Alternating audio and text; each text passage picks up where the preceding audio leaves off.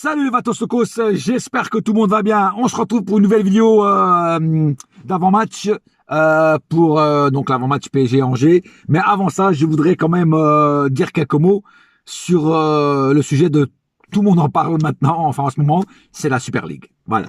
Alors je pense que tout le monde a entendu parler de la Super League, à moins que vous habitiez sur une autre planète. Les médias se déchaînent, ça ne parle que de ça. Donc est-ce que je suis pour ou contre la Super League? Eh ben, à l'heure où je vous parle, je ne sais pas. Parce qu'en fait, il y a des avantages et il y a des inconvénients dans cette Super League. Je vais commencer par les avantages. Les avantages, c'est que même si tu finis dernier de la Super League, tu gagnes autant d'argent que si tu avais gagné la Ligue des Champions. Donc financièrement, c'est au top. Voilà. Il paraît qu'ils ont un budget de 4 milliards d'euros. Tu vois, c'est un truc de malade. Donc, voilà.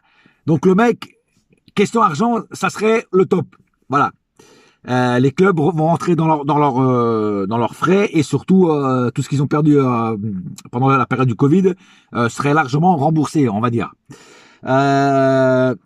L'avantage, un deuxième avantage, c'est que tu ne rencontres que les gros clubs. C'est-à-dire que la qualité des matchs serait au top.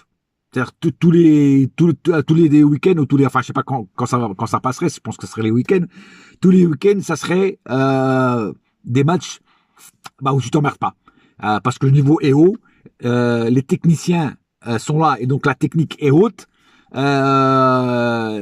Fini les matchs purges. C'est-à-dire qu'on n'aurait plus des matchs purges, on aurait des matchs de qualité, des matchs où t'es en stress du début à la fin parce que tu sais que à n'importe quel moment il peut avoir un but contre toi ou en ta faveur.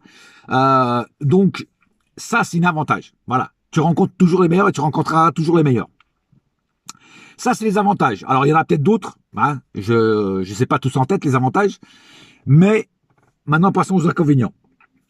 Les inconvénients, c'est que tout simplement les petits clubs ne pourront plus ne pourront plus jouer contre les gros. C'est-à-dire que ça sera une ligue des riches, tout simplement, une super ligue des riches. Ça sera une ligue de milliardaires où il y aura que des clubs de milliardaires et les petits clubs n'auront pas le droit de rentrer à la table ronde de ces grands clubs de cette super ligue. Donc les lions, les tigres joueront ensemble et les putois et les chacals joueront ensemble. Vous voyez ce que je veux dire, si on peut dire ça comme ça. Après, moi je vous dis franchement, alors pour les petits clubs c'est pas bon. Voilà, c'est pas bon. Déjà la Ligue des Champions perdrait toute sa splendeur parce qu'il y aurait plus de gros clubs en Ligue des Champions à part le Paris Saint-Germain et le Bayern qui pour l'instant, j'ai bien dit pour l'instant, ont refusé de participer à cette Super League. Mais est-ce qu'ils vont encore continuer longtemps à refuser? Est-ce qu'à un moment ou à un autre, ils ne seront pas obligés d'accepter cette Super League? Parce qu'en fait, ils seront les mauvais élèves de l'Europe par rapport à tous ces gros clubs. Et peut-être qu'à un moment ou à un autre, ils auront le couteau sous la gorge et ils seront obligés d'accepter d'être dans la Super League parce que je vois pas les grands joueurs qu'il y a au Bayern, qu'il y a à Dortmund, qu'il y a au PSG, faire une Ligue des Champions qui ressemble à une Ligue Europa avec des petits clubs des fois qu'on n'arrive même pas à prononcer le nom. Donc le PSG, le Bayern, Dortmund, tout ça aurait du mal à retenir des joueurs comme Neymar, Mbappé, bon j'en passe c'est des meilleurs hein, et des Lewandowski côté Bayern, mais tout ça quoi. Voilà. Alors voilà, c'est ça le problème, c'est ça, c'est que à un moment ou à un autre, peut-être que le PSG, le Bayern et le Dortmund, pour ne citer que, seront obligés de suivre le mouvement, quoi. Et c'est ce qui me fait peur dans un sens, c'est-à-dire qu'en fait, voilà, c'est comme si tu avais un restaurant 5 étoiles et un fast-food, tu vois, et on t'oblige à aller au fast-food.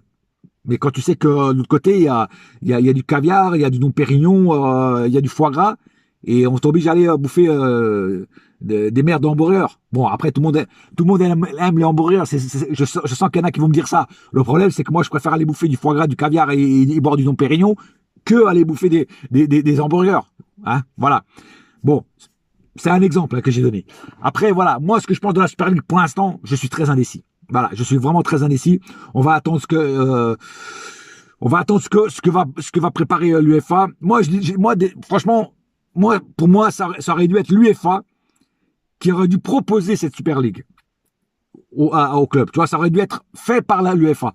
C'est-à-dire, je m'explique. Si l'UEFA aurait proposé cette Super League, elle aurait proposé aux grands clubs, est-ce que vous voulez à la Super League ou pas? Et après, les clubs auraient accepté ou pas. Voilà. Et après, par exemple, si le PSG aurait accepté, par exemple, d'aller dans la Super League faite par l'UEFA, on aurait laissé, par exemple, la Coupe de France. La Coupe de la Ligue, ça n'existe plus. Donc, on aurait laissé la Coupe de France. La Coupe de France, on la joue plus. Voilà, on laisse la chance aux autres de gagner la Coupe de France. Nous, maintenant, c'est Ligue des Champions, Super League et Championnat, et c'est tout. Et c'est déjà beaucoup. Voilà. Moi, franchement, ça serait ce format-là, ce schéma-là et ce film-là, on va dire ça comme ça, j'aurais peut-être été plus favorable. Voilà. Avec tout le monde d'accord, tout le monde sur la même longueur d'onde, je trouve que ça aurait été mieux. Voilà.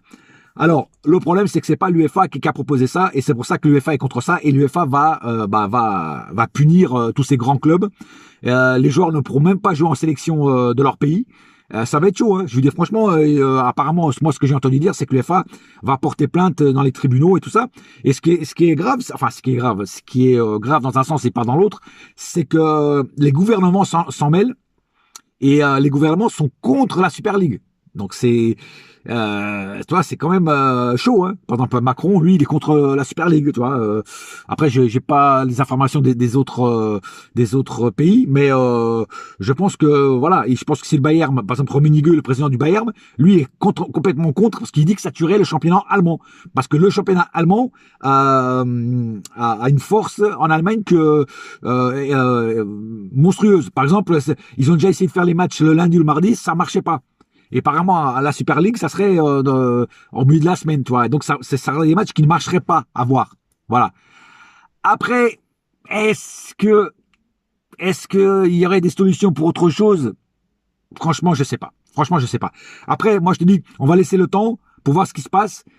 Mais pour l'instant, je ne pourrais pas vous donner une réponse si je suis pour ou contre la Super League. Moi, j'aime le format actuel de la Ligue des Champions. La Ligue des Champions m'a fait rêver sur des gros matchs. Ils nous ont montré du bon football. Après, c'est vrai que l'UEFA devrait mettre des sommes plus grosses, surtout pour ceux qui gagnent la Ligue des Champions, parce que les sommes sont très petites. Enfin, petite, c'est des bonnes sommes, mais je veux dire, par rapport à ce que propose la Super League, c'est quand même la nuit et le jour, quoi. Voilà. Donc, il devrait augmenter l'argent, les finances pour les clubs qui participent à la Ligue des Champions. Et voilà. Et alors là, il y a eu, apparemment, l'UEFA a fait une réforme pour faire une Ligue des Champions à 36 clubs. Alors, moi, je dis, franchement, moi, je suis pas trop chaud pour les 36 clubs. Je vous dis franchement, parce que ça fait quand même beaucoup de monde. Ça ferait énormément de matchs à jouer. Alors déjà qu'on a plein de joueurs qui se pètent, ça serait compliqué hein, de faire ça. Je vous dis franchement, ça serait compliqué. À voir, voilà, à voir comment ça va se formater, ça va se faire, voilà, tout simplement. Mais pour l'instant, à l'heure où je vous parle, c'est encore trop trouble. On est encore en eau trouble pour affirmer si on est pour ou contre. Par exemple, une C1 à 36 clubs et si on est pour ou contre une Super League. Voilà. Voilà, ça c'est mon opinion pour l'instant. Alors, je peux changer d'avis à tout moment parce que ça dépend comment ça va évoluer, mais pour l'instant, c'est ce que je pense. Voilà. Après, dites-moi en commentaire vous ce que vous en pensez, parce que moi, pour l'instant, c'est ce que je pense. Maintenant, passons à l'avant-match, voilà, de PSG Angers. Alors, Coupe de France, on retourne en Coupe de France, match à 17h45 à un horaire encore une fois bizarroïde, en semaine en plus, mercredi. Donc un match, évidemment, il faut le gagner, hein, autant le gagner, hein, parce que bon, la Coupe de France, pour l'instant, reste une coupe quand même encore importante, même s'il y en a qui disent que cette coupe est moins importante que les autres. Bon, c'est vrai que sur toutes les coupes, c'est sûr que c'est la moins importante. Mais bon, puisqu'on y est, autant la gagner, autant faire du beau jeu et autant la gagner avec panache, on va dire ça comme ça. Voilà, donc Angers, une équipe qui est moyenne cette année, on va dire ça comme ça. Hein. C'est pas non plus une super équipe en face, mais ils peuvent créer la surprise, en nous éliminant et, passer à la suite de cette compétition-là. Voilà. Après, moi, je dis quand même qu'il faut, moi, comme je suis supporter du PSG, moi, avec moi, il faut tout gagner. Même les petites coupes en bois, il faut les gagner. Tu vois, même le trophée des champions, par exemple, qui est quand même une coupe qui est pas trop importante pour moi. Personnellement, c'est pas une coupe, voilà, que j'affectionne. Bah, il faut quand même la gagner. Si on la joue, il faut la gagner. Voilà. On rentre pas sur un terrain en se disant bon, on s'en fout, on va perdre parce que ça, c'est pas intéressant. Non, si tu rentres sur le terrain, si tu acceptes de jouer sur le tapis vert, c'est que tu es là pour gagner le match et gagner la coupe qui représente le match que tu fais. Voilà. Donc, un match à gagner. Alors moi, j'espère voir un bon match et pas un match comme j'ai vu contre Saint-Etienne. Un match où bah, on scelle le destin tout de suite en première mi-temps. Et en deuxième mi-temps, bah, on contrôle le match. On peut toujours marquer un autre but en deuxième mi-temps, mais il faut contrôler le match. Si jamais, par exemple, on gagne 2-0, 3-0 en première mi-temps, bah, il faudra contrôler le match et pourquoi pas marquer encore un petit but pour les assommer. Et puis voilà, c'est ce que je pense. Hein. Voilà, en tout cas, un match à gagner absolument. Voilà, c'est tout pour cet avant-match. On se retrouvera pour le débrief d'après-match mercredi en fin d'après-midi, début de soirée. Voilà, sur ce, un seul cœur, un seul club, c'est Paris ma gueule. Yes, my friend, et la saga continue. Oh oui. Allez. Bouya!